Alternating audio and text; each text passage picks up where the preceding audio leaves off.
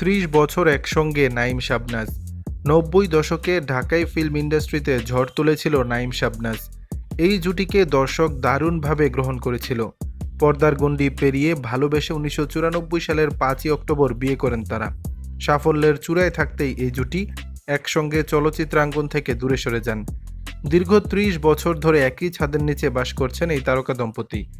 এখনও তাদের ভালোবাসা মুগ্ধ করে সবাইকে। বৃহস্পতিবার 5ই অক্টোবর তাদের বিবাহিত জীবনের 29 বছর পেরিয়ে 30 বছর শুরু। ভালোবেসে পথ চলার 3 দশক শুরু হলো দুজনের। বিশেষ এই দিনটি ঘরোয়া আয়োজনে উদযাপন করেছেন তারা, এমনটাই জানালেন শাবনাজ। এই অভিনেত্রীর কথায় আলহামদুলিল্লাহ, কত দুষ্টু মিষ্টি ঝগড়া আর মান অভিমানের পালা শেষ করে 3 দশক পার করে দিলাম। আমরা আরও দুষ্টু মিষ্টি ঝগড়া করতে চাই, জীবনের বাকি সময়গুলোতেও আমরা এভাবেই ভালোবেসে যেতে চাই।